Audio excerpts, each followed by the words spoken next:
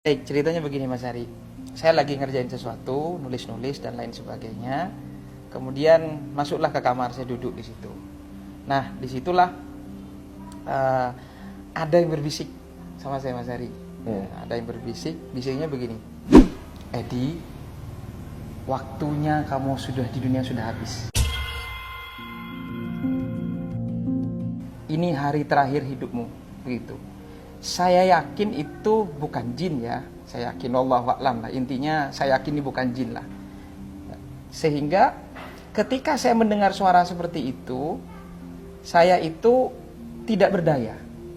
Mau teriak, mau ngomong, mau minta tolong ke siapa, itu tidak bisa. Tidak bisa. Sehingga tiba-tiba saya itu melihat badan saya itu sudah kaku. Ya, kaku. Itu. Waduh. Jadi ketika tiba-tiba kayak orang ngerep-repan atau gimana? Ya. Jadi sebenarnya bukan kayak orang rep-repan Mas Hari. Sebenarnya ada proses di situ, ya. Ada proses itu di situ. Ada yang namanya proses sakaratul maut tetap ada. Yang maksud saya tiba-tiba itu ketika ruh ditarik itu kerasa. Setelah ditarik itu, ruh itu kan keluar. Gitu. Jadi proses bagaimana sakaratul maut itu yang saya rasakan itu dari kaki. Ya Allah. Ditarik dari kaki.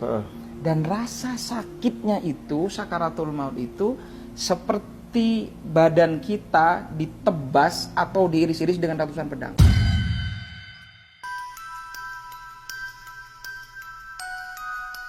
Ya Allah. Atau ini kan Idul Adha nih. Ya kita bayangin saja kambing itu dikulitin hidup-hidup. Allah. Ditarik semua kulitnya itu rasanya seperti itu. Atau kita seperti parut yang pakunya panjang-panjang ditancepin tubuh kita terus ditarik seperti itu. Itu rasa sakit. Dari kaki itu? Dari kaki. Itu dalam keadaan Ustaz tuh ngerasain ini, ngerasain rasa sakitnya. Rasa sakit luar biasa Mas Ari. Ketakutan yang luar biasa. Dan ini juga ini penting. Kalau ingat itu ya Allah, mau bermaksiat sedikit pun tuh takut Mas Ari. Itu kayak kita ditunjukkan seperti proyektor layar lebar ya. Itu seakan-akan kita semua di proyektor itu melihat segala maksiat dosa yang pernah kita lakukan. Di bumi mana, di sudut mana, kapan kita bermaksiat, semua ditunjukin sama Allah. Di situ Mas Ari. Jadi kayak flashback semua tuh? Ya, flashback semua Mas Ari. Ingat semua dosa-dosa, malunya luar biasa. Apapun Allah tunjukkan di situ. Segala maksiat yang pernah kita lakukan, siapa yang kita sakiti, entah orang, entah keluarga, dengan lisan kita, dengan sikap kita dan lain sebagainya. Ini penyesalannya yang luar biasa yang menurut saya tak kalah sakit juga dari rasa sakit yang kita hari itu. Kemudian, nah ini benar dari hadis Rasulullah ketika sudah nafas di tenggorokan, itu ingat semua harta kita. Ya, sampai supaya harta saya waktu itu dalam kondisi ya diuji dengan ekonomi. Sampai harta saya uang 1.000 pun di saku, di celana levis belakang pintu pun ingat. Seakan-akan saya tolong itu semua harta saya infakin untuk menebus dosa-dosa saya. Saya pingin harta saya yang tersisa itu saya pingin diinfakin untuk menebus dosa-dosa saya Mas Ari.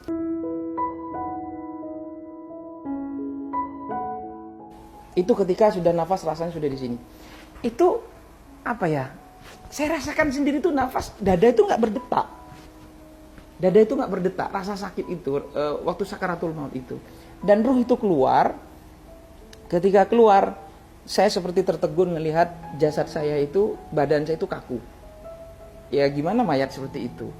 Nah itulah ternyata ketakutan itu bukan cuma ketika proses sakaratul maut, sampai ruh pun keluar, itu juga ada rasa ketakutan yang luar biasa. Nah ini nanti sebenarnya ini banyak kejadian Mas Ari. Mungkin nggak cukup saya jelaskan 1 jam 2 jam, tidak akan cukup seperti ini. Ini persis sebelum saya mendirikan pesantren. Ini juga yang menjadi energi saya, semangat saya mendirikan pesantren Tahfiz Motivator Quran Indonesia seperti itu. Ketika saya melihat jasad saya itu Mas Ari, tiba-tiba ada yang berbisik begini. Sebentar lagi kamu akan diurus, didatangin mungkar dan nakir. Itu juga nggak kalah mengerikan. Dengar nama mungkar nakir saja itu Mas Ari, itu mengerikan. Saya lari ke sana kemari, saya cari orang minta tolong supaya ruh saya kembali, supaya saya selamat, supaya saya hidup lagi. Ya Allah, hidupkan saya 3 menit saja ya Allah, 5 menit saja ya Allah, supaya saya bersujud kepada Engkau, supaya saya bertobat kepada Engkau, supaya saya melakukan kebajikan-kebajikan. Itu kan terekam di dalam Al-Quran.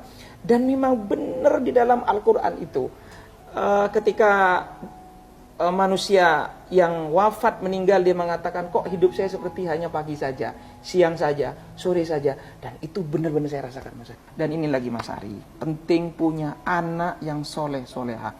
Di situ ada kedua orang tua, ada orang tua, suami istri, Mas Ari. Itu mukanya dibakar, hangus, kayak suster ngesot ya, kayak film suster itu ngesot, Mas Ari, di bawah itu. Ustaz juga ngeliat yang di alam sana juga lihat. Semua itu banyak yang kita lihat, Mas Ari, banyak. Terus ada kerangkeng, besi-besi yang panas membara. Tahu nggak apa yang dikatakan oleh kedua orang tua ini? Tahu nggak apa yang dikatakan?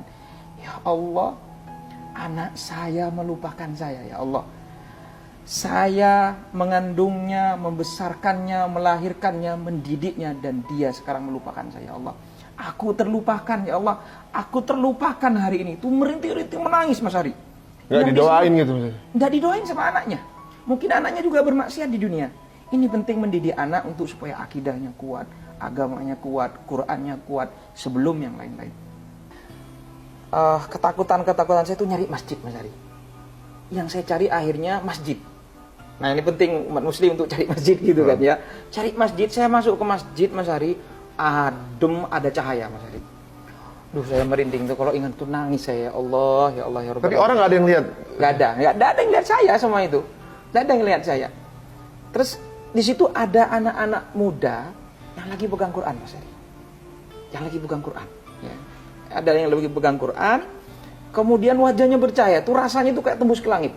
Saya di pintu masuk itu kaget karena mencari pertolongan supaya saya hidup ke dunia. Saya ngeliat itu, nangis saya. Itu indah, mulia, berwibawa. Pokoknya dengan segala kemuliaan yang saya lihat tuh, ini asik banget nih orang gitu. Indah banget, wajahnya berseri-seri.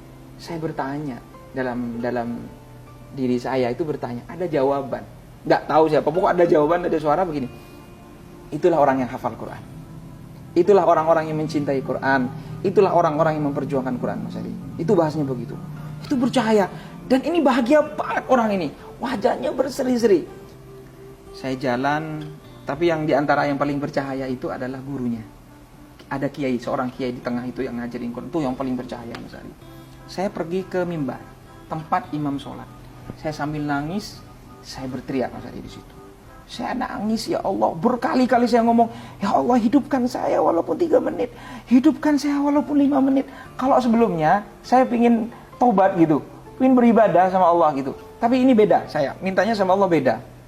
Ya Allah, jika Engkau izinkan saya hidup di dunia 3 menit saja, 5 menit saja, saya ingin taubat, saya ingin zikir, saya ingin sedekah, saya ingin semua kebaikan-kebaikan saya sampaikan kepada Allah. Saya ingin hidup, ya Allah. Saya ingin balik ke dunia, ya Allah.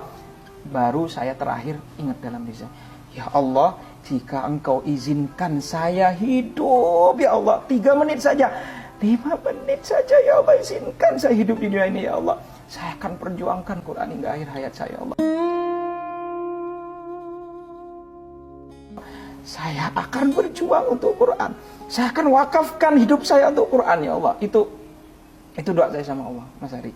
Ketika saya berteriak, nangis sama Allah, itu menjid sama Allah, pokok pasrah total sama Allah.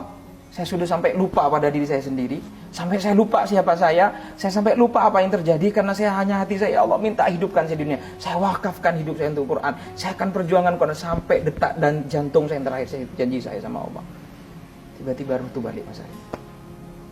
Saya itu kayak lagi tidur, langsung bernyawa lagi. Saya bernafas, saya gemetar berjam-jam gitu, ketakutan malam itu.